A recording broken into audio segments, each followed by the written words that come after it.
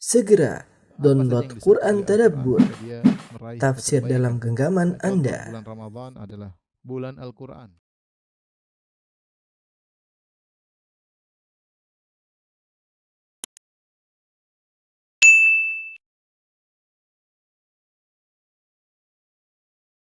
Bismillahirrahmanirrahim. Assalamualaikum warahmatullahi wabarakatuh. Alhamdulillahi ala ihsani wa syukru lahu ala taufiqihi wa amtinani. Asyhadu an la ilaha illallah wahdahu la syarika lahu ta'ziman li sya'nih. Wa asyhadu anna Muhammadan abduhu wa rasuluh da'ila ridwanih. Allahumma salli alaihi wa ala alihi wa ashabihi wa ikhwanih. Ikhwan dan akhwat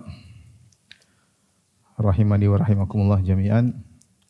Kita lanjutkan pembahasan kita dari kitab Kasyfus Syubhat. Saya bacakan matannya terlebih dahulu, baru kemudian kita masuk dalam syarah.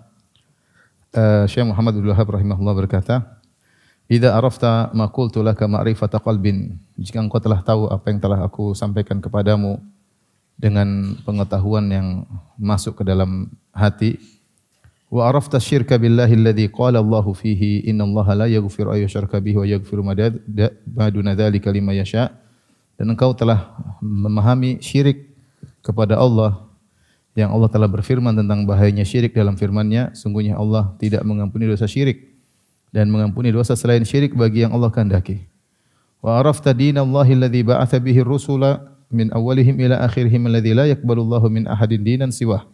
Dan engkau telah mengenal agama Allah yang dengan agama tersebut Allah mengutus para rasul dari pertama sampai akhir. Yaitu maksudnya agama tauhid. Alladzi la yaqbalu Allahu min ahadin dinan siwah, yang Allah tidak menerima agama selain agama tauhid. Wa arafta ma asbaha ghalibun nasi alaihi minal jahli bihadza. Dan engkau tahu bahwasanya banyak manusia yang tidak mengerti tentang permasalahan ini. Afadaka faidatain, maka ini akan memberikan kepada engkau dua faedah. Al-ula al-farhu bi fadlillahi wa rahmatihi kama qala Allah Ta'ala. Engkau gembira dengan karunia Allah dan rahmat-Nya sebagaimana firman Allah, "Qul bi fadlillahi wa bi rahmatihi fabidzalika falyafrahu huwa khairum mimma yajma'un." Katakanlah, dengan karunia Allah dan rahmat-Nya maka dengan demikian bergembiralah, itu lebih baik daripada harta yang mereka kumpulkan. Wa afadaka aidan, dan hal ini juga memberikan kepada engkau faedah yang kedua, al-khauful azim, yaitu ketakutan yang luar biasa. Fa innaka, kenapa ketakutan yang luar biasa? Fa innaka idza arafta, sungguhnya jika engkau tahu, annal insana yakfuru bi kalimatin yukhrijuha min lisanihi, bahwasanya seorang manusia bisa jadi kafir gara-gara suatu perkataan yang dikeluarkan melalui lisannya. Wa qad yaquluha wa huwa jahilun fala yu'dharu bil jahl. Terkadang dia mengucapkannya dalam kondisi jahil dan tidak ada uzur baginya dengan kejahilannya. Wa qad yaquluha wa huwa yadhunnu annaha tuqarribuhu ila Allah Ta'ala. Bahkan terkadang dia mengucapkannya dalam kondisi menyangka ucapan syirik tersebut mendekatkan dia kepada Allah Subhanahu wa taala. Kama dhannal musyrikun, sebagaimana persangkaan kaum musyrikin. Khususan in alhamakallahu ma qassa an qaumi Musa ma asalahihim wa ilmihim annahum atauhu qailin. Terlebih lagi jika Allah mengilhamkan kepada engkau apa yang Allah kisahkan tentang kisah kaum Nabi Musa, padahal mereka orang-orang saleh dan mereka punya ilmu karena mereka murid-murid Nabi Musa. Annahum atauhu, mereka datang kepada Nabi Musa qailin, seraya berkata, ij'al lana ilahan kama lahum alihah. Wahai Musa, jadikanlah bagi kami sesembahan sebagaimana mereka memiliki sembahan. Fahina idzin ya'dhumu khaufuka wa hirsuka ala ma yukhallisuka min hadza wa amsalihi. Maka ketika itu akan besar rasa takutmu dan juga besar semangatmu untuk bisa mendapatkan apa yang bisa menyelamatkan engkau dari kesyirikan yang semisal ini. Taib, ikhwan dan akhwat yang rahmatillah subhanahu wa ta'ala. Di sini Syekh Muhammad Abdul Wahhab rahimahullahu ta'ala mengatakan setelah penjelasan yang kita lewati, idza arafta ma qulta laka ma'rifata qalbin, jika kau telah mengetahui apa yang telah aku jelaskan padamu dengan pengetahuan yang dalam. Tentang apa? Tentang perbedaan antara tauhid rububiyah dengan tauhid apa? Al-uluhiyah. Bahwasanya orang yang bertauhid dengan tauhid rububiyah tidak cukup untuk menyelamatkan dia dari neraka jahanam. Dia harus juga bertauhid dengan tauhid apa? Al-uluhiyah. Dia tidak boleh memisahkan tauhid. Tauhid kepada Allah harus pada segala sisi. Tidak boleh hanya pada sebagian sisi kemudian meninggalkan sebagian sisi. Inilah kenapa Ahlus Sunnah wal Jamaah menjelaskan tentang sisi-sisi tauhid agar ditauhidkan Allah dari segala sisi. Bukan hanya ditauhidkan sebagian sisi kemudian ditinggalkan sebagian sisi. Makanya kita bahas tauhid uluhiyah, tauhid rububiyah, tauhid asma sifat. Ini hanya metode agar tauhid tidak dipecah-pecah. Karena ada sebagian orang hanya bertauhid pada sebagian sisi kemudian berbuat syirik pada sisi yang lain. Di antaranya orang-orang musyrikin Arab yang mereka dari sisi tauhid rububiyah banyak poin-poin tauhid rububiyah yang mereka mentauhidkan Allah dalam penciptaan, dalam pengaturan alam semesta, mereka bertauhid. Tapi dari sisi uluhiyah mereka beribadah kepada selain Allah Subhanahu wa taala. Telah kita jelaskan atau telah dijelaskan oleh Syekh Muhammad bin Abdul Wahhab rahimahullahu taala bahwasanya tauhid tidak sama antara rububiyah dengan apa? Uluhiyah. Di antara dalil akan hal ini surat yang sering kita baca, Qul a'udzu birabbin nas, malikin nas, ilahin nas. Qul a'udzu birabbin nas. Ada rabbin nas, ada ilahin nas. Rabbin nas yaitu rububiyah, ilahin nas uluhiyah. Tidak sama dua kalimat ini, dua kalimat yang berbeda. Ketika digabungkan maka masing-masing punya makna yang berbeda. Oleh karenanya Syekh Shalih Al Fauzan hafizahullahu taala menjelaskan kalimat Ar-Rabb wal Ilah ini adalah kalimat seperti iman dan Islam. Kalau digabungkan dua-duanya dalam satu konteks maka maknanya satu berbeda dengan yang lain. Tapi kalau dipisahkan, disebutkan salah satunya, maka yang satu mencakup yang lain. Paham? Contoh sederhana seperti al-faqir wal miskin. Sama. Jadi ada al-faqir wal miskin, ada al-bir wat taqwa, ada Islam wal iman, ada al-ilah wal rabb. Al-faqir dan al-miskin adalah dua kalimat. Kalau digabungkan maknanya masing-masing beda. Seperti dalam firman Allah Subhanahu wa taala, "Innamas shadaqatu lil fuqara'i wal masakin." Sungguhnya zakat itu diberikan kepada fakir dan kepada miskin. Apa bedanya fakir dan miskin, Ustaz? Fakir adalah yang penghasilannya kurang dari setengah keperluannya, kurang dari setengah. Dia lebih parah daripada miskin. Contohnya seorang punya kebutuhan per bulan 4 juta, ternyata penghasilan cuma 1 juta. Maka ketika itu dia fakir. Kenapa? Penghasilannya kurang dari setengah. Adapun miskin, orang yang penghasilannya lebih dari setengah keperluannya. Misalnya dia kebutuhannya 4 juta, ternyata gajinya 3 juta. Maka dia tergolong miskin. Nah, dua-duanya berhak mendapat zakat. Ketika digabungkan fakir dan miskin, maka fakir berbeda dengan apa? Miskin, statusnya beda. Tetapi kalau disebutkan salah satunya, ya fakir ya miskin. Seperti ya ayuhan nas antumul fuqara'i ilallah, wahai manusia sekalian kalian fuqara, ya fuqara ya masakin sama saja. Ini orang fakir ya fakir ya miskin, tidak ada bedanya. Ketika disebut salah satunya fakir saja atau miskin saja, berarti fakir ya miskin, miskin ya fakir. Paham? Kalau digabungkan ada bedanya enggak? Ada. Islam dan iman. Islam dan iman kalau digabungkan seperti dalam hadis Jibril, Islam terkait dengan perkara-perkara yang zahir, ya rukun Islam. Ketika Nabi SAW ditanya, fa akhbirni anil Islam, fa akhbirni anil iman. Ketika ditanya tentang Islam, maka Rasulullah SAW menjelaskan rukun Islam, yaitu syahadatain, salat, zakat, puasa, haji. Ini semua terkait dengan zahir, ucapan, perbuatan. Ketika Rasulullah SAW ditanya tentang iman, maka Rasulullah SAW menjawab tentang amalan batin, rukun iman, iman kepada Allah, kepada malaikat, kepada kitab-kitabnya, kepada para rasul, kepada hari akhirat dan kepada takdir. Ini ketika digabungkan, iman beda dengan apa? Islam. Islam terkait dengan amalan zahir, iman terkait dengan amalan apa? Batin. Dan iman lebih tinggi daripada Islam. Tapi kalau ketika diucapkan salah satunya saja, ya iman, ya Islam, Islam ya iman. Ya. Seperti inna dina indallahil Islam. Sungguhnya agama adalah apa? Islam. Islam ya iman juga. Memang iman bukan dari agama, iman ya Islam juga. Contoh seperti Nabi SAW berkata, al-imanu bid'un wa sab'una syu'bah. Iman itu 70 sekian cabang. Iman di sini termasuk juga apa? Islam. Karena disebut cuma satu. Iman itu 70 sekian cabang. Yang paling tinggi la ilaha illallah. Yang paling rendah menghilangkan gangguan dari jalan dan rasa malu adalah bagian daripada iman. Ketika Nabi menafsirkan iman di sini, Nabi SAW tidak hanya menafsirkan amalan batin. Bahkan Rasulullah SAW menyebutkan 3 model amalan. Ada amalan lisan, la ilaha illallah. Ada amalan batin, rasa malu. Dan ada amalan perbuatan menghilangkan gangguan dari jalan. Maka di sini iman ya iman, ya Islam. Islam ya iman. Kenapa? Karena disebutkan salah satunya. Paham? Contoh lagi, albir wa taqwa. Albir kalau digabungkan dengan takwa beda. Albir menjalankan kebajikan, takwa meninggalkan larangan. Contohnya dalam firman Allah, wa ta'awanu 'alal birri wat taqwa. Saling tolong-menolong dalam kebajikan dan ketakwaan. Ya, di sini apa yang dimaksud albir? Apa yang dimaksud dengan takwa? Albir adalah menjalankan kebajikan, at-taqwa artinya meninggalkan apa? Maksiat. Tetapi kalau disebutkan salah satunya, ya mencakup semuanya. Albirru husnul khuluq misalnya.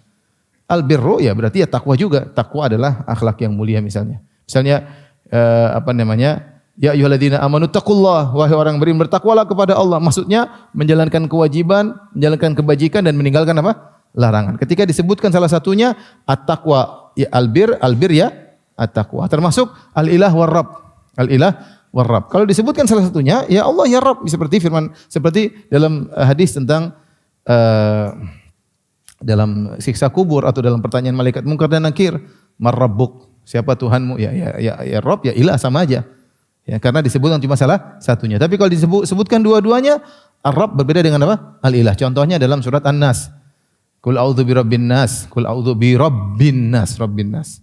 Malikin nas, ilahin innas. Berarti ada beda antara Rabb dengan Al-Ilah. Kalau tidak beda ngapain diulang ya? Ngapain diulang?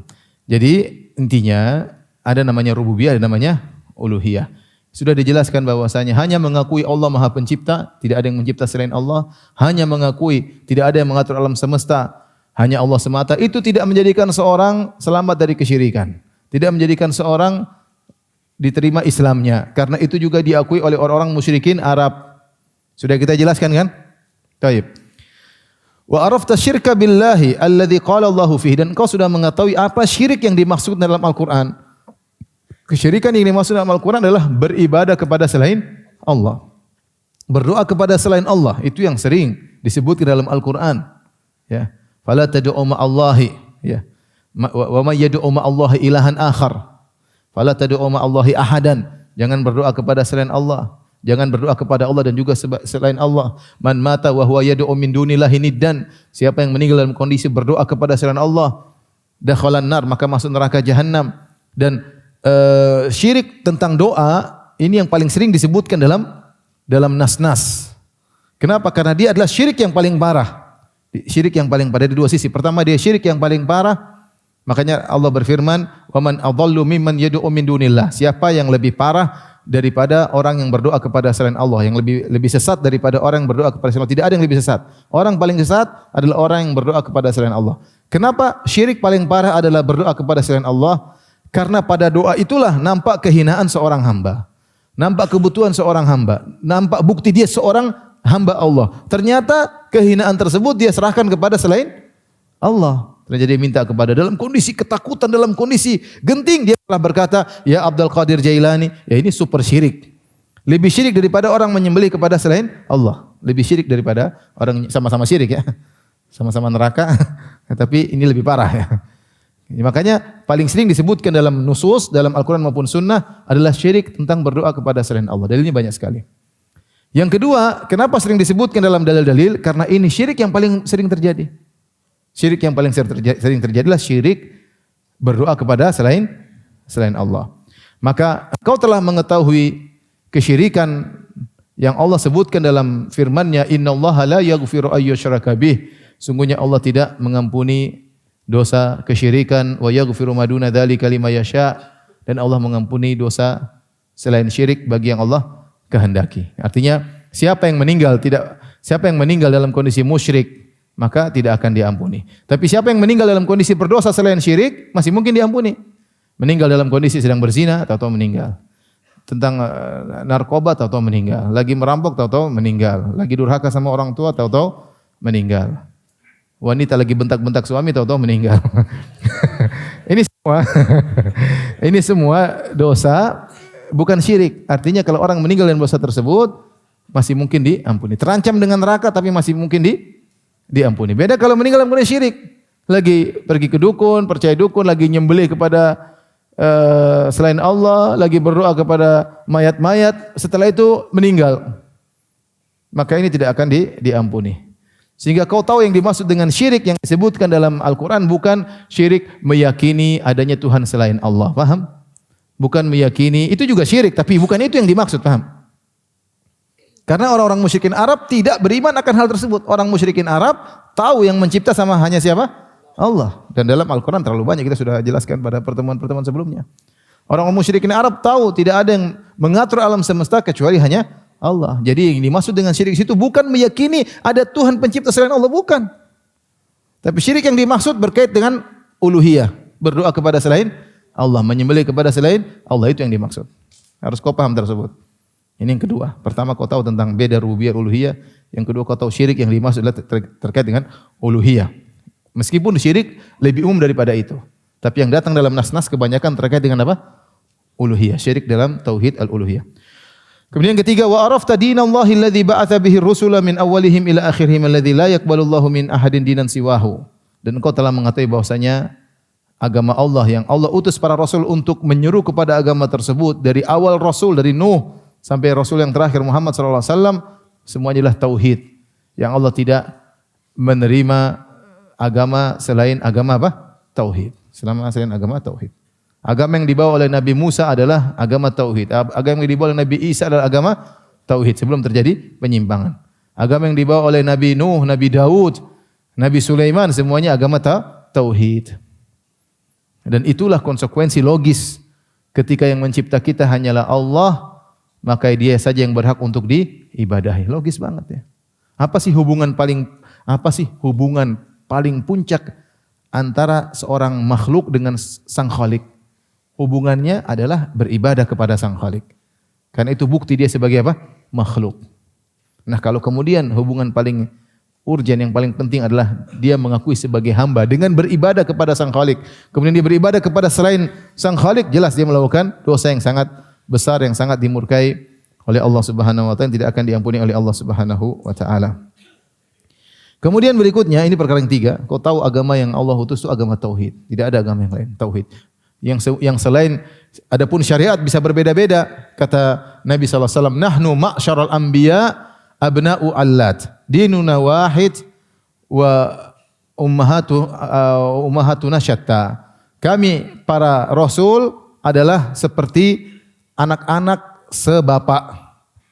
Bapaknya sama, ibunya beda-beda. Maksudnya apa? Semua ahli ulama ketika mentafsirkan hadis ini mereka mengatakan semua para nabi bapaknya satu, maksudnya sama-sama menyuruh kepada tauhid. Ibunya beda-beda, maksudnya syariatnya berbeda-beda. Syariatnya beda-beda.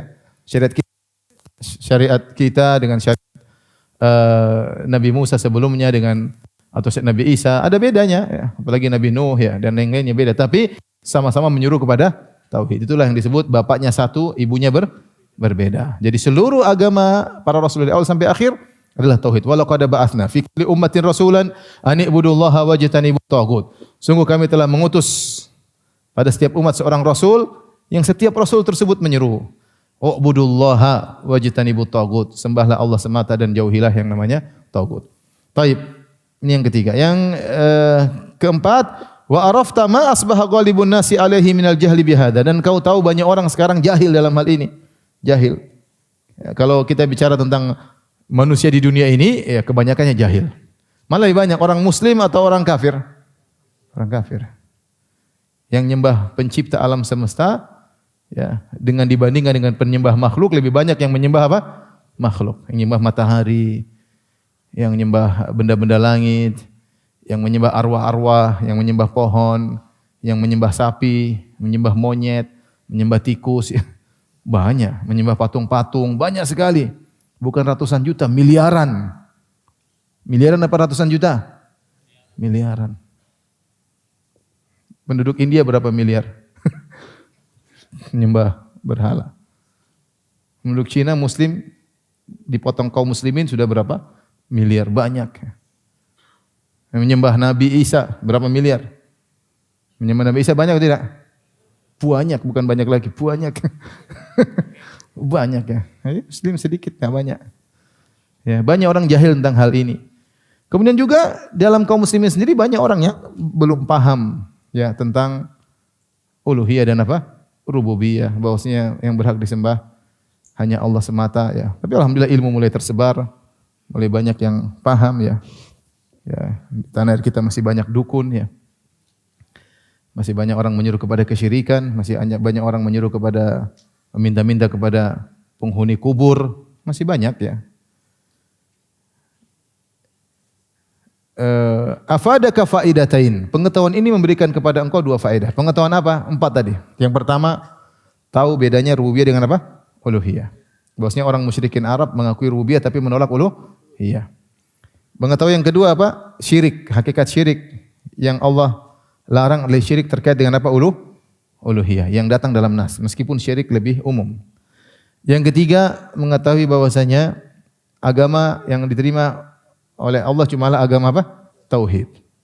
Yang keempat, bahwasanya banyak orang masih belum paham tentang masalah ini. Nah, kalau kamu tahu 4 perkara ini, ada 2 faedah yang kau dapatkan, kata Syekh Muhammad bin Abdul Wahhab rahimahullahu taala.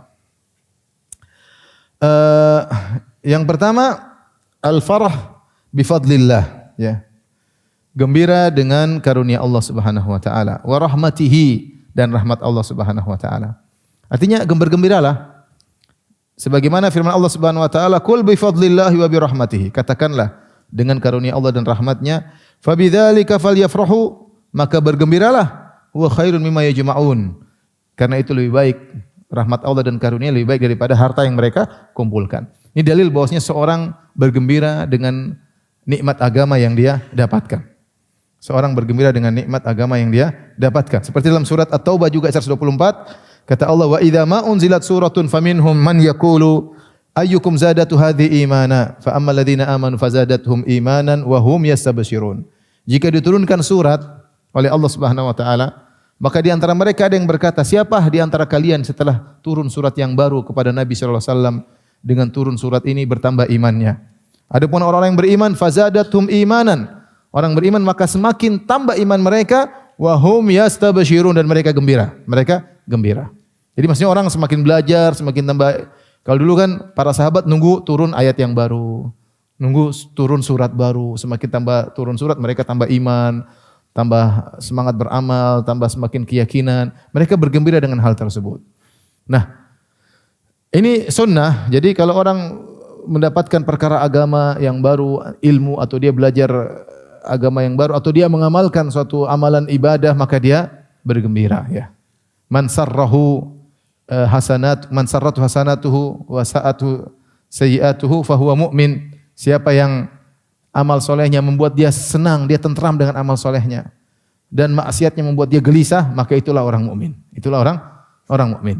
Maka seorang ketika tahu dia di atas tauhid, hendaknya dia gembira. Hendaknya dia gembira ya.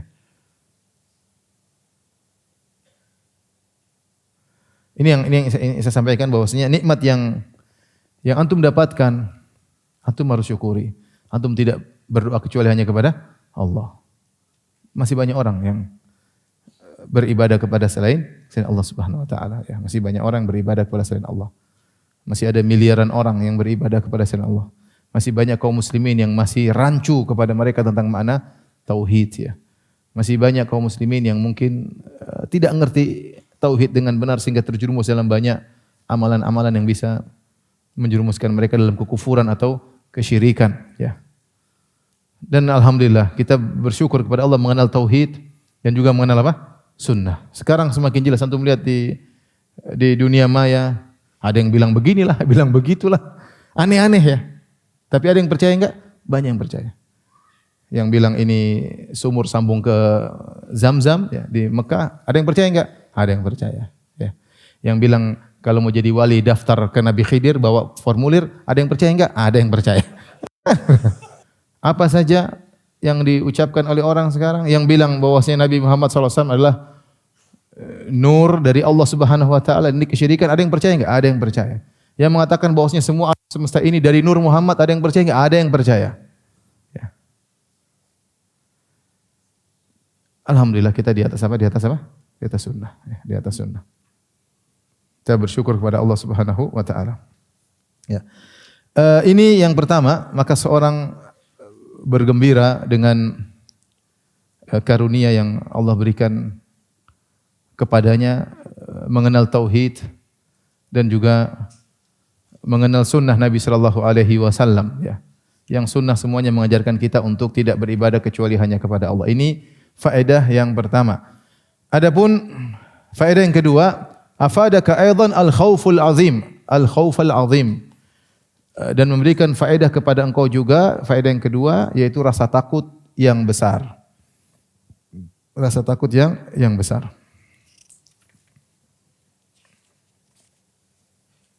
Kenapa? Karena ketika seorang mengenal tauhid, dia akan takut dengan yang namanya syirik. Ya, makanya di antara sempurnanya tauhid adalah rasa takut kepada syirik. Orang yang tauhidnya paling sempurna di antaranya adalah Nabi Ibrahim alaihissalam, dan dia paling takut dengan apa? Syirik. Yang dalam doanya dia berkata, wa junubni wa baniya an na'budal asnam. Ya Allah, jauhkanlah aku dan keturunanku dari menyembah berhala. Rabbi innahunna adlalna katsiran minan nas. Ya Rabbku, sungguhnya berhala-berhala tersebut banyak menyesatkan manusia. Banyak berhala-berhala. Sampai sekarang masih disembah ya. Padahal Nabi Ibrahim alaihissalam dialah yang menghancurkan berhala dengan tangannya.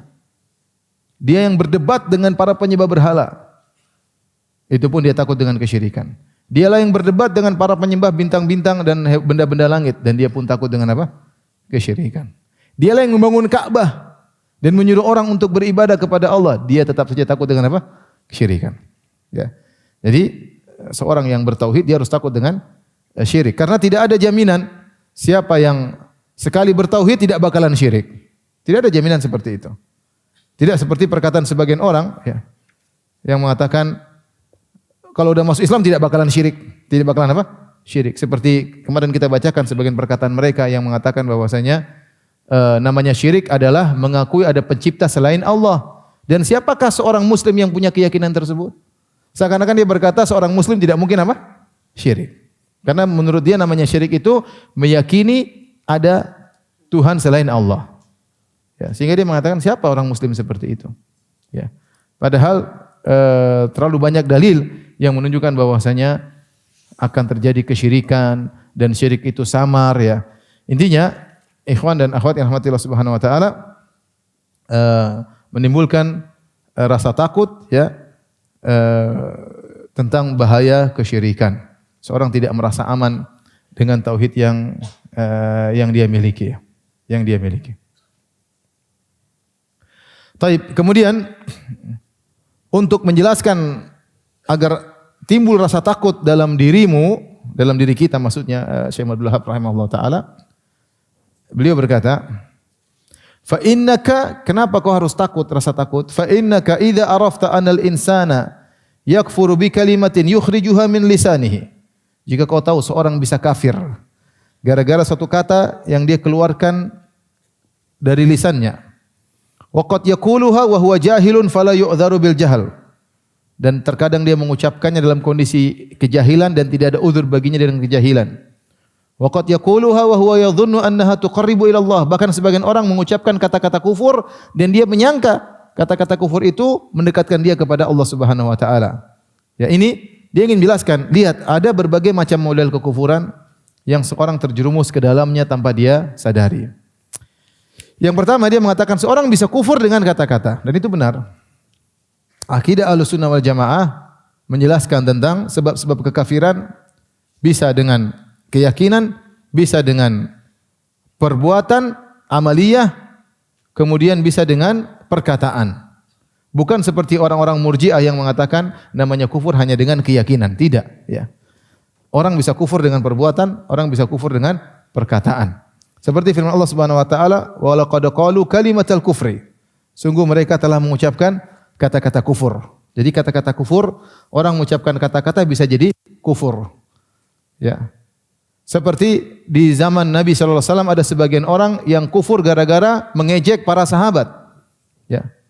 Ketika mereka pergi ke perang Tabuk, tiba-tiba mereka ngobrol-ngobrol di antara mereka. Mereka berkata, "Ma ra'aina mithla qurra'ina haula'i arghabu butunan wa ajbanun nas indal liqa." Dan perkataan-perkataan yang jelek. Mereka mengatakan kita tidak pernah melihat orang seperti ahli baca Quran kita ini, maksudnya para sahabat. Yang mereka itu hobinya makan melulu, arghabu butunan, pikir makanan doang. Kemudian paling penakut kalau Ketemu dalam peperangan, ya. Mereka ngejek. Akhirnya dilaporkanlah kepada Nabi sallallahu alaihi wasallam. Mereka ngejek para sahabat, dilaporkan kepada Nabi sallallahu alaihi wasallam, maka Nabi sallallahu alaihi wasallam menegur mereka dan Rasulullah SAW marah kepada mereka. Kemudian mereka minta maaf, kata mereka, ini hanyalah omongan di perjalanan Rasulullah untuk menghilangkan keletihan, hanya omong obrolan biasa. Kata Allah, wala in sa'altahum la yaquluna innama kunna nakhudhu wa nal'ab. Qul abillahi wa ayati wa rasulihi kuntum tastahzi'un la ta'tadhiru qad kafartum ba'da imanikum. Maka Allah turunkan ayat menegur mereka, mereka kafir. Kata Allah Subhanahu wa taala, kalau kau bertanya kepada mereka, kenapa mereka mengucapkan demikian, mengejek para sahabat Nabi sallallahu alaihi wasallam yang sedang keluar berjihad? La yaquluna, mereka akan mengatakan, innama kunna nakhudhu wa nal'ab. Kami ini hanya bercanda. Ya, hanya ngobrolan saja, bercanda saja. Maka kata Allah, "Qul abillahi wa ayati wa rasulihi kuntum tastahzi'un." Apakah kalian mau bercanda-bercanda, ngejek-ngejek tentang ayat-ayat Allah, tentang Rasulnya? La ta'tadhiru qad kafartum ba'da imanikum. Jangan kalian minta uzur, kalian telah kafir. Ini dalil bahwasanya mereka kafir dengan apa? Perkataan. Dan Allah mengatakan, "Wa laqad qalu kalimatal kufri." Mereka telah mengucap kata-kata kufur. Di antara dalil bahwasanya perkataan bisa menyebabkan kufur, seperti dalam surat An-Nahl ayat 106, "Man kafara billahi min ba'di imanihi illa man ukriha wa qalbuhu mutmainnun bil iman walakin man syaraha bil kufri sadran." Kata Allah Subhanahu wa taala, siapa yang kafara billah, ya. Ini terkait jadi kita ingin bantah Murji'ah yang mengatakan bahwasanya kufur hanya sekedar apa? Di hati. Seorang salah keyakinan baru kufur. Enggak. Terkadang kufur dengan perkataan, terkadang kufur dengan apa? Perbuatan. Dengan perkataan tadi sudah kita sebutkan. Ya, main-main, bercanda, ngejek Allah, ngejek Rasulullah, ngejek para sahabat, kufur. Di antaranya dengan perbuatan atau dengan perkataan seperti Allah berfirman dalam surat An-Nahl ayat 106, siapa man kafara billahi ba'da imani, siapa yang kufur setelah keimanannya.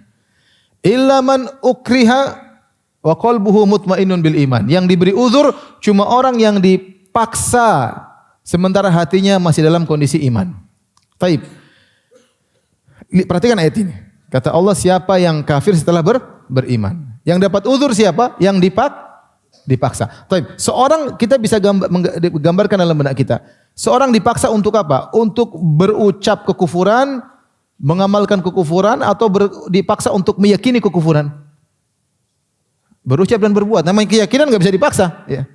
Dipaksa. Kamu dipaksa yakin bahwasanya Yesus Tuhan. Dia enggak bisa dipaksa. Oh iya, enggak ada bisa dipaksa. Tapi dia bisa dipaksa kalau disuruh ngomong. Yakinlah bahwasanya Isa adalah anak Allah. Dia akan ngomong. Kalau enggak kami bunuh. Dia ngomong tidak? Ngomong. Jadi yang bisa dipaksa cuma perkataan maupun apa? Perbuatan. Suruh sujud kepada berhala, dipaksa. Nah, kata Allah Subhanahu wa taala, kalau orang dipaksa mengucapkan kata-kata kufur, seperti ini kisah tentang Ammar bin Yasir, disuruh mengucapkan kata-kata kufur.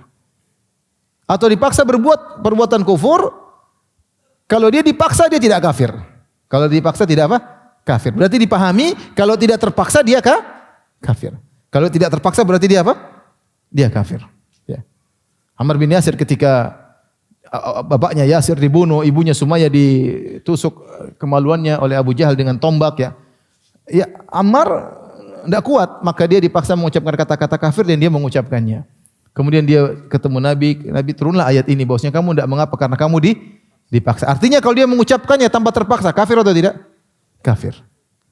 Dia diberi uzur karena dia terpaksa. Ini menunjukkan bahwasanya orang bisa kafir dengan perkataan maupun dengan perbuatan. Oleh karenanya, dalam akidah Ahlussunnah wal Jamaah, pembatal keimanan itu bisa terkait dengan hati, bisa terkait dengan perbuatan, bisa terkait dengan ucapan. Contoh dengan hati banyak, seperti meyakini bahwasanya hukum manusia sama dengan hukum Allah. Status Allah bisa bikin hukum, kita juga bisa bikin hukum yang sama-sama maslahatnya. Ini kufur, menyamakan makhluk dengan apa? Allah Subhanahu wa taala. Seperti meyakini bahwasanya semua agama selain Islam juga masuk surga. Ini juga apa? Kufur. Ini contoh kufur terkait dengan apa? Keyakinan. Contoh meyakini bahwasanya ada orang yang boleh keluar dari syariat Nabi Muhammad sallallahu alaihi wasallam. Dia boleh enggak salat karena dia sudah mencapai derajat wali, boleh enggak salat enggak apa-apa. Melakukan maksiat enggak ada masalah. Ini keyakinan seperti ini adalah keyakinan kekufuran, ya. Atau meyakini bahwasanya ada jalan lain selain Islam. Ya, Islam alternatif, ada alternatif yang lain untuk bisa mencapai surga. Ini semua kekufuran terkait dengan keyakinan atau meragukan adanya hari kiamat. Ini keyakinan hari kiamat tidak ada. Seperti meyakini yang dibangkitkan bukan jasad tapi yang dibangkit adalah ruh misalnya, atau keyakinan bahwasanya malaikat tidak ada hakikatnya, malaikat hanyalah bisikan-bisikan hati. Ini semua kekufuran terkait dengan keyakinan dan sangat banyak macam-macamnya. Kekufuran terkait dengan perbuatan ya seperti berdoa kepada selain Allah Subhanahu wa taala, perbuatan dicampur dengan ucapan. Ya. Di antaranya kekufuran dengan ucapan seperti mengejek ayat-ayat Allah Subhanahu wa taala. Maka beliau mengatakan bisa jadi seorang kafir gara-gara suatu ucapan yang dia ucapkan. Kemudian dia berkata, waqad yaquluha wa huwa jahilun fala yu'dharu bil jahal. Bahkan seorang mengucapkan suatu perkataan bisa jadi dia jahil tapi tidak diterima uzurnya karena kejahilannya. Ini Syekh Muhammad Abdullah rahimahullah tidak sedang menjelaskan tentang hukum uzur bil jahal atau tidak, tapi dia mengatakan bisa jadi seorang meskipun jahil tidak diterima apa? Uzurnya. Dipahami bahwasanya bisa jadi diterima uzurnya. Jadi ada kondisi di mana dia tidak diterima uzurnya meskipun jahil. Kondisi tersebut di antaranya jika dia mu'rid, yaitu tidak mau belajar sama sekali. Tidak mau belajar sama sekali, maka kemudian dia terjerumus dalam kesyirikan, maka tidak ada uzur baginya. Tidak ada uzur baginya. Taib. Saya jelaskan secara global tentang orang yang melakukan kekufuran. Orang yang melakukan kufuran, ini saya enggak bawa lupa ya. Orang yang melakukan kufuran ada dua model.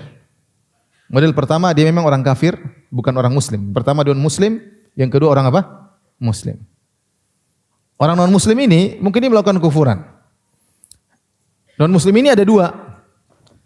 Ada yang melakukan kufuran dalam kondisi tidak ada uzur bagi dia, misalnya dia tinggal di tengah kaum muslimin, dia tidak mau belajar atau sudah dengar Islam tapi dia enggak mau ngikutin, maka ini hukum asalnya mereka di neraka jahanam. Hukum asal mereka kalau mati di neraka apa? Jahanam, karena mereka sudah dengar tentang Islam. Entah dari media, entah dari tetangganya, tapi mereka tetap bertahan dalam kekufuran, mereka tiap hari melakukan kekufuran, beribadah kepada selain Allah, berdoa kepada selain Allah, maka orang ini kafir. Kalau mati hukum asalnya masuk apa? Neraka. Tidak boleh kita bilang kita serahkan kepada Allah, enggak, mereka di neraka. Makanya Nabi SAW pernah berkata kepada seorang, haitsuma mararta bi qabri kafir fabashirhu bin nar. Kapan kau melewati kuburan orang kafir, bilang selamat masuk neraka. Sampai ada sahabat capek, saya diberi tugas oleh Nabi dengan tugas yang berat. Setiap lewat kuburan orang kafir bilang selamat masuk apa? Neraka. Berarti hukum asal. Ini perlu sampai karena sebagian orang mengatakan kita enggak bisa hukum seorang neraka atau tidak. Meskipun mati kafir, meskipun ini salah. Kita bilang kalau orang kafir yang dia benar-benar tinggal di tengah kota, berinteraksi dengan orang Islam, maka hukum asal dia kalau mati di mana? Di neraka dan tidak uzur bagi dia. Model orang non muslim kedua yang mungkin dia dapat uzur seperti tinggal di tengah hutan. Mungkin dia menyembah arwah, dia bukan orang Islam, kafirnya bukan Islam. Tapi dia tidak pernah kenal Islam, dia mungkin tidak ngerti bahasa, tinggal di tengah hutan. Orang ini bagaimana statusnya? Statusnya secara di dunia dia kafir. Kalau dia meninggal tidak boleh kita solatkan dan tidak boleh dikuburkan di kuburan kaum muslimin. Kalau dia menyembelih kita tidak boleh makan sembelihannya. Tetapi di akhirat kita bilang wallahu a'lam. Di akhirat kita bilang wallahu a'lam. Beda yang pertama tadi. Yang pertama dunia akhirat di mana? Di neraka. Yang kedua orang kafir non muslim yang mungkin di pedalaman tidak pernah mengenal Islam sama sekali, maka status dia tetap kafir. Secara KTP dia apa?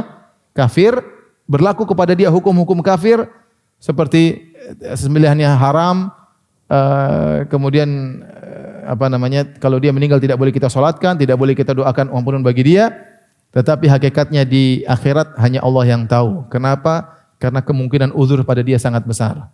Dan dalam hadis disebutkan bahwasanya pada hari kiamat kelak Allah memberi uzur kepada beberapa orang yang mereka ketika hidup tidak bisa mengenal Islam dengan baik. Dalam hadis kata Nabi sallallahu alaihi wasallam, arba'atun yahtajuna yaumal qiyamah. 4 orang yang mereka berhujah pada hari kiamat kelak. Rajulun asam la yasma'u syai'an. Ada orang yang tuli namun dia tidak mendengar apa-apa. Dia akan diuji oleh Allah pada hari kiamat. Dia gimana? Mau Islam gimana? Dia enggak paham, enggak pernah dengar, ya. Rajulun ahmaq, ada seorang yang bodoh, pandir, enggak ngerti, dijelaskan enggak ngerti-ngerti. Ya, nanti dia ada ujian sendiri pada hari kiamat kelak.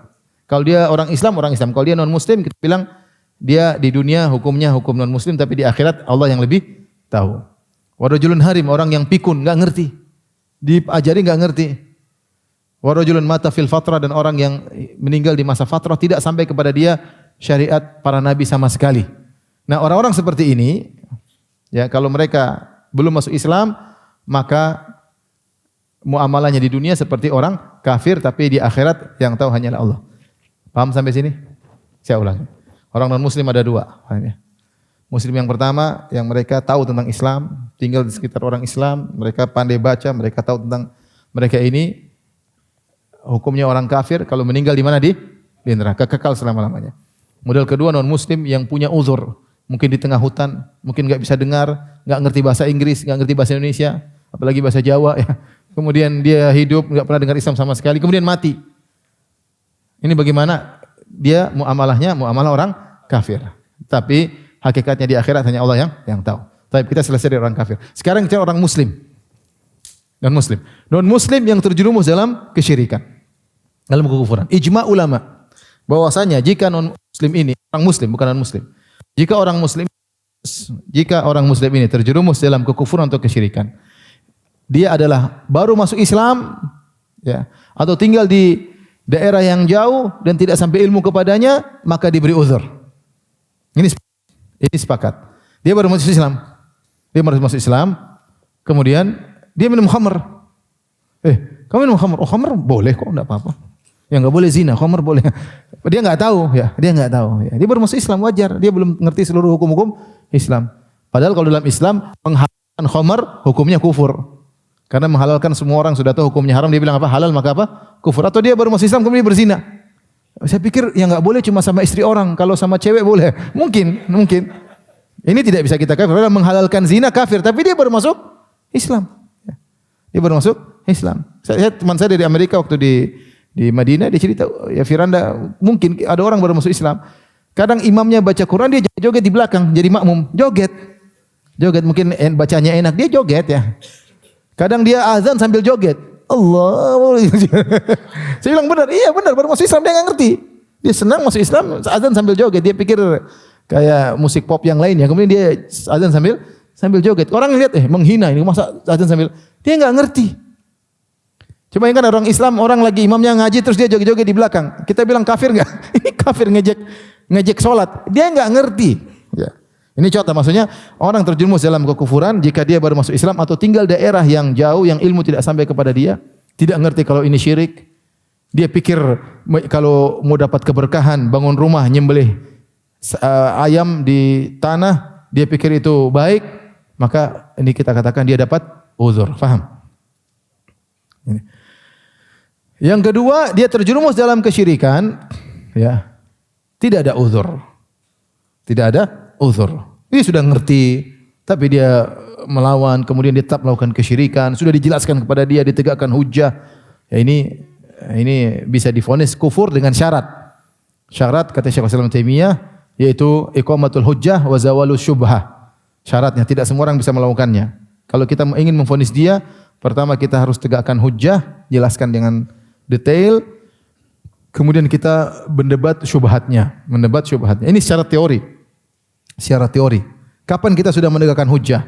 Kita sudah menghilangkan syubhat. Dia masih melakukan, boleh kita vonis kafir. Ini secara teori. Kenyataannya Syekhul Islam Ibnu Taimiyah hampir tidak pernah mengkafirkan kaum muslimin.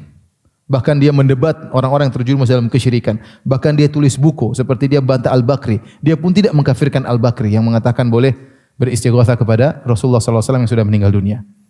Maka di sini perlu apa? Kehati-hatian. Syekhul Islam yang membuat teori ini pun dia sangat tidak pernah mengkafirkan. Makanya Syekhul Islam dipenjara 7 kali. Tidak satu pun disebabkan gara-gara dia mengkafirkan kaum muslimin. Faham? Dia dipenjara 7 kali. Sebabnya macam-macam. Gara-gara fatwa tentang talak, gara-gara tentang ziarah ke kuburan Nabi SAW, gara-gara macam-macam. Tapi tidak satu pun dia dipenjara gara-gara dituduh mengkafirkan apa? Kaum muslimin. Justru di zaman itu dia dikafirkan oleh sebagian orang. Jadi tidak benar bahwasanya kalau kamu belajar buku Ibnu Taimiyah kamu jadi tukang takfiri. Ibnu Taimiyah sendiri tidak pernah mengkafirkan. Dan dia yang paling hati-hati dalam hal ini. Dia mengatakan dalam bukunya, berapa kali dalam banyak bukunya, semua orang yang kenal saya tahu saya paling anti mengkafirkan. Dia mengatakan demikian. Saya paling anti apa? Mengkafirkan. Ya. Hanya terhitung sedikit yang ketika dia bahas, bahkan ketika dia membantah ahlul bidah, yang seingat saya dia kafirkan cuma Ibnu Arabi. Ibnu Arabi yang mengatakan Allah bersatu dengan apa? Makhluk. Selainnya saya enggak pernah lihat Ibnu Taimiyah mengkafirkan. Meskipun dia bantah masalah syirik, enggak pernah. Jadi intinya ikhwan, maksud saya seorang ketika menyampaikan hujjah jangan mudah untuk memvonis sebagaimana Syekhul Islam Ibnu Taimiyah rahimahullahu taala. Dan itu yang dipraktikkan juga oleh sebagian ulama zaman sekarang ya. Nah, ada orang dia bisa jadi kafir meskipun jahil. Bagaimana kondisi orang ini? Kok jahil tapi dia dikasih uzur? Di antaranya ketika dia kufurnya kufur i'rad. Apa itu kufur i'rad? Dia tidak mau belajar sama sekali. Dia dengar dia tidak mau ngerti. Ketika dia tidak mengerti sama sekali, terjerumus dalam kekufuran, maka tidak ada uzur. Ibaratnya gini, ada orang mau masuk di jalan, tapi dia enggak mau belajar rambu-rambu lalu lintas, enggak mau. Nanti kalau ditangkap polisi, uzur, saya enggak ngerti. Kamu kok enggak belajar? Enggak mau. Kalau saya belajar nanti saya tahu, saya enggak mau. Dia enggak mau belajar. Dengan harapan kalau ditangkap tidak ditilang. Ya beda, nanti polisi bilang kamu saya sudah belajar, tapi saya enggak tahu ya, mungkin dimaafin. Saya enggak mau belajar ya, enggak ada uzur bagi orang yang tidak mau belajar sama sekali. Makanya kalau orang tidak mau belajar sama sekali, dia dapat dua dosa. Pertama, dosa tidak mau belajar, yang kedua dosa terjerumus dalam kesalahan tersebut. Syekhul Islam punya perkataan indah dalam Majmu' Fatawa jilid 20 halaman 79. Dia mengatakan, kalau memang tujuan syariat adalah memberi uzur, yang penting kalau enggak ngerti dapat uzur, yang ngapain Allah utus para nabi? Paham? Ya sudah semuanya dapat uzur aja. Tapi ketika Allah mengutus para nabi adalah untuk menghilangkan kejahilan, untuk menghilangkan uzur. Ya. Li'alla yakuna lin-nasi 'ala Allahi hujjatun ba'da rusul, agar tidak ada argumentasi bagi manusia setelah diutusnya para rasul. Justru para rasul diutus untuk menghilangkan argumentasi. Jadi jangan berpikir saya enggak mau belajar supaya aman. Justru kamu tidak aman. Justru kalau kamu terjerumus dalam kesalahan, kamu tidak belajar, tidak ada uzur bagimu. Jadi ini dijelaskan oleh Al-Qarafi dalam kitabnya Al-Furuq jilid 4 6264, kemudian juga dalam Ibnu Laham, Al-Qarafi dari Maliki, kemudian Ibnu Laham dan Hambali dalam kitabnya Al-Qawaid wal Fawaid Al-Usuliyah halaman 58, dan juga tadi disinggung oleh Syekhul Islam Ibnu Taimiyah rahimahullahu taala. Jadi ada orang mungkin dia jahil tapi tidak diberi uzur jika dia i'rad, tidak mau belajar sama sekali. Jika terjerumus dalam kesyirikan, tidak ada uzur bagi dia. Baik, berikutnya. Kemudian kata Syekh Muhammad rahimahullahu taala, wa qad yaquluha wa huwa yadhunnu annaha tuqarribu ila Allah. Ini lebih ngeri. Seorang mungkin mengucapkan kata-kata kufur, ini semua dibawakan oleh Syekh Abdul Wahab agar kita takut dengan kesyirikan, agar kita takut dengan kekufuran. Tidak ada yang menjamin kita akan tauhid terus sampai wafat, enggak ada yang jamin. Ada orang murtad ada orang alim murtad ada. Saya sudah sering sampaikan ya. Bahkan kata Syekh Abdul Wahab rahimahullah taala, bisa jadi seorang mengucapkan suatu kata-kata kufur dan dia menyangka itu justru tauhid, mendekatkan dia kepada Allah. Kama dhannal musyrikun, sebagaimana orang-orang musyrikin ketika ditanya kenapa kalian beribadah kepada berhala-berhala, apa jawaban mereka? Mana abuduhum illa liyuqarribuna ilallahi zulfa. Kami ini nyembah berhala-berhala ini, berhala-berhala orang soleh untuk mendekatkan kami kepada siapa? Allah. Dalam ayat yang lain, haula'i syufa'auna indallah. Mereka ini adalah pemberi syafaat bagi kami di sisi Allah. Jadi kami sembah ini untuk memberi apa? Syafaat. Justru mereka menyangka syirik yang mereka lakukan itulah mendekatkan diri mereka kepada Allah. Dan mereka yang berkata, labbaik Allahumma labbaik, labbaik la syarika laka labbaik illa syarikan huwalak. Ya Allah, kami memenuhi panggilanmu, tidak ada sekutu bagimu kecuali sekutu yang kau bolehkan. Bayangkan. Jadi mereka justru melakukan kekufuran dengan menyangka bahwasanya itu adalah kebaikan. Seperti yang kita singgung kemarin, ada yang mengatakan di antara para ulama mereka, justru memberi istighosah kepada wali-wali Allah, itulah tauhid katanya. Kenapa? Karena berarti kau mengakui keagungan wali-wali tersebut. Bayangkan, syirik dibilang apa? Tauhid. Seperti sebagian orang yang minta-minta kepada penyembah kubur, mereka mengatakan kami makhluk penuh dosa, insan penuh dosa. Kami kalau minta langsung kepada Allah, kami ini siapa? Tidak layak, maka kami mengambil peran perantara. Kami minta kepada orang mayat-mayat, wali-wali yang dekat kepada Allah, yang dengan melalui mereka doa akan dikabulkan misalnya. Ya, ini contoh melakukan kesyirikan dengan niat apa? Dengan niat kebaikan. Namun apakah ya ini buat kita ngeri, bahaya. Ada orang melakukan kesyirikan dia menyangka itu apa? Kebaikan. Ya. Dan banyak saya katakan tadi. Ada orang ingin ini di depan mata saya sendiri, orang ingin bangun rumah. Ingin rumahnya berkah. Datang kepada orang alim, pakai peci, pegang tasbih, justru potong ayam katanya dia di tanah. Ini cari keberkahan rumah malah suruh syirik. Dan dia tidak menyangka salah. Ya. Oleh karenanya ada orang melakukan kesyirikan dia menyangka itu adalah tauhid. Ikhwan dan akhwat yang mati Allah Subhanahu wa taala, kemudian kita lanjutkan. Syekh mengatakan, khususan in alhamakallahu maqasa'an qaumi Musa. Lebih-lebih lagi kamu menjadi takut terhadap kesyirikan ketika Allah kisahkan kepada engkau tentang kisah kaum Nabi Musa. Kisah kaum Nabi Musa, jadi mereka itu baru saja ditolong oleh Allah Subhanahu wa taala. Wajawazna bi bani Israil al-bahra. Kami selamatkan Bani Israel dengan menenggelamkan Fir'aun. Mereka baru lihat Fir'aun mati dan bala tentaranya. Mereka baru melihat bagaimana Nabi Musa alaihissalam memukul lautan kemudian terbuka. Tiba-tiba laut menjadi kering, tanah menjadi kering, mudah dipijaki. Kemudian mereka lewati, kemudian Fir'aun dan tentaranya masuk, kemudian laut tertutup kembali. Itu mereka melihat dengan mata mereka.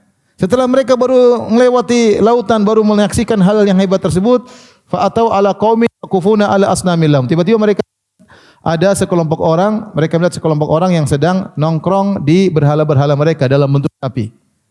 Qalu ya Musa ja'alana ilahan kama lahum alihah. Tiba-tiba mereka punya ide, wahai Musa, gimana kalau bikin kami Tuhan seperti itu? Ya.